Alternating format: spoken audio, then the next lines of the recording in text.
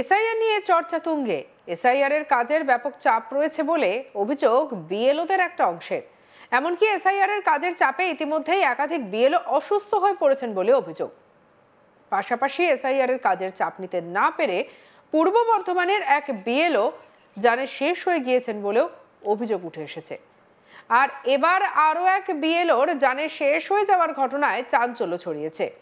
এক্ষেত্রেও এসআইআর এর কাজের চাপ ছিল বলে অভিযোগ উঠছে। মুর্শিদাবাদের খড়গ্রাম থানার অন্তর্গত ঝিল্লি গ্রাম পঞ্চায়েতের বাসিন্দা জাকির হোসেন কিছুদিন ধরেই বিএলও হিসেবে কাজ করছিলেন, কিন্তু হঠাৎই সার্ভারের কাজ ঠিকমতো না হওয়ার কারণে মানসিক অবসাদে ছিলেন। এরপর বৃহস্পতিবার হৃদরোগে আক্রান্ত হয়ে জানে শেষ হয়ে যান তিনি।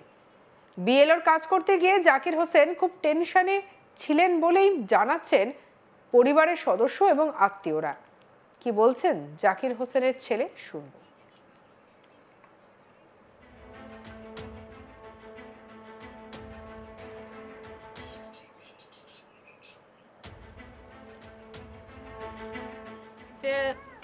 হঠাৎ করে মানে কাশি হতে লাগলো, কাশির সঙ্গে শ্বাসকষ্ট হচ্ছিল, বুকে ব্যথা বলে সঙ্গে সঙ্গে কাজে কালকে রাত্রে ওই প্রথমে কাশি হচ্ছিল, তারপরে শ্বাসকষ্ট শুরু হয়ে যায়। তারপরে তখন হসপিটাল নিয়ে যাওয়ার জন্য আমরা বেরিয়েছিলাম গাড়ি নিয়ে। তখন গাড়িতে নিয়ে যেতে যেতে নোনাডাঙ্গাতে মানে মারা যায়। তারপর আমরা চলে আসি। আর এই মরে যাওয়ার কারণ হলো প্রচুর টেনশনে থাকতো। এই চলতি এসআইআরের জন্য ডিউটিতে ছিল বিএলও হিসাবে এই গ্রামের, এবং তার জন্য অনেক প্রবলেমে পড়তো। আর এসআইআরের যে অ্যাপটা ছিল সেটা ঠিকভাবে কাজ করতো না, যার কারণে খুবই টেনশন নিত। আমরা হেল্প করতাম, কিন্তু তাহলেও একটা বিএলও হিসাবে তার টেনশন থাকতো। সেই কারণে আর ওই যে শরীর অসুস্থ ছিল একটুকু।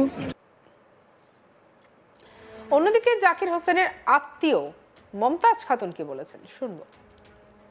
মারা গেছে ধরেন এমনিতে হঠাৎ করে মানে কাশি হতে লাগলো, কাশির সঙ্গে শ্বাসকষ্ট হচ্ছিল, বুকে ব্যথা বলে সঙ্গে সঙ্গে কাজে মানে ওই গাড়ি বলেছে, গাড়িতে নোনাডাঙ্গা পর্যন্ত যেতে পারেনি, তার আগে বেরোচ্ছে।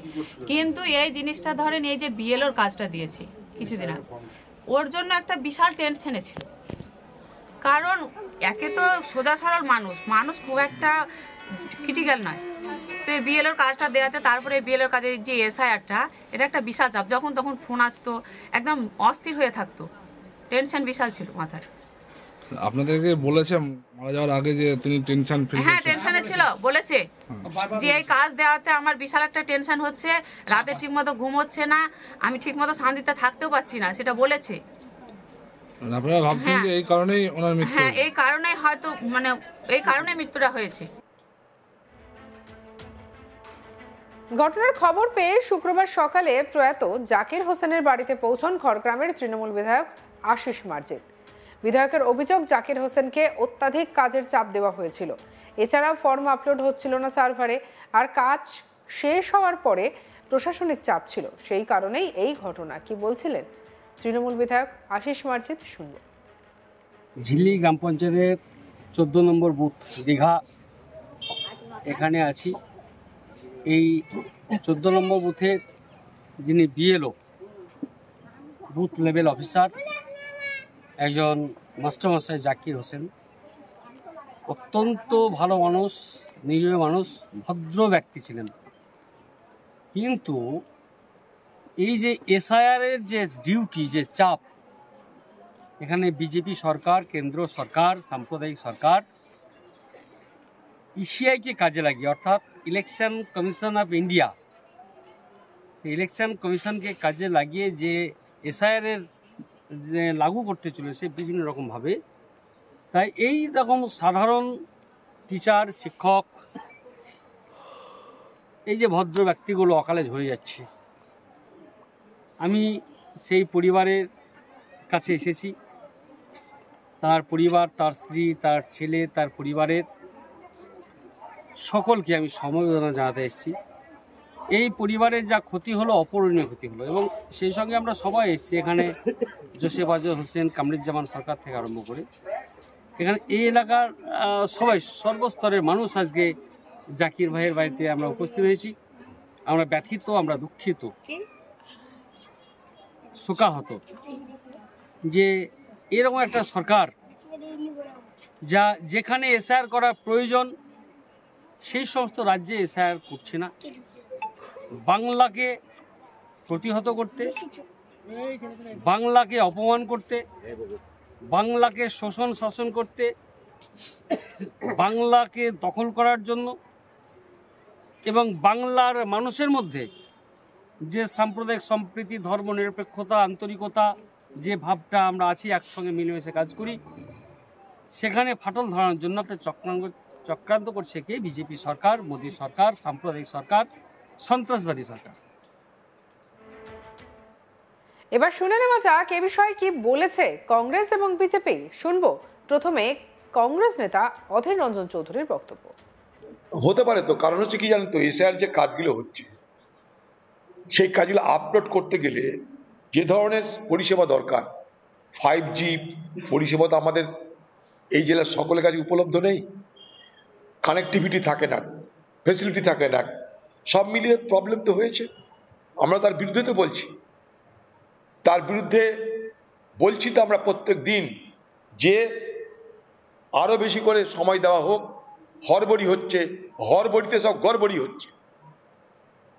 আমাদের সবাটাই তো ছিল সেইটাই কালকে, যে এত ঝটপট কিসে, সময় নাও, ধীরে সুস্থ করো যদি প্রয়োজন হয়।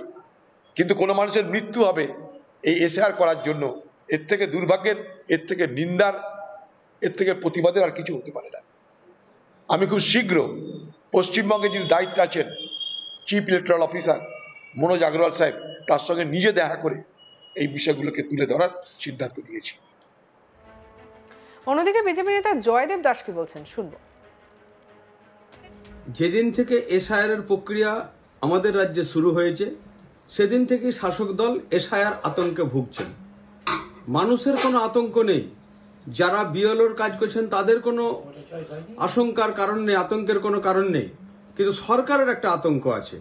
সরকার দেখছে যে মৃত ভোটারের উপর দাঁড়িয়ে, যে বাংলাদেশি অনুপ্রবেশকারীদের উপর দাঁড়িয়ে, যে রোহিঙ্গাদের ভোটার লিস্টে অবৈধভাবে নাম তুলে দিয়ে এই রাজ্যে বিগত 3টি ইলেকশন আমরা জিতেছি, এবার হয়তো এসআইআর মাধ্যমে এই সব অবৈধ নাম, মৃত নাম এক জায়গা থেকে অন্য জায়গায় চলে যাওয়া নামের তালিকা থেকে বাদ হবে এবং এটা বাদ হলে আমরা হেরে যাব, এই আতঙ্কে ভুগছে।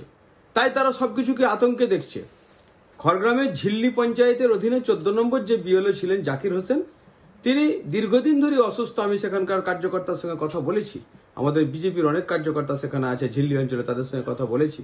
তারা বলছে যে না, তিনি অসুস্থই, তো তিনি অসুস্থ থাকার জন্য কাজের চাপে মারা গিয়েছেন, এটা কোনো কথা নয়। সঙ্গে রাখুন আজ তাক বাংলার ইউটিউব চ্যানেলকে, লাইক, কমেন্ট, শেয়ার, সাবস্ক্রাইব করতে ভুলবেন না।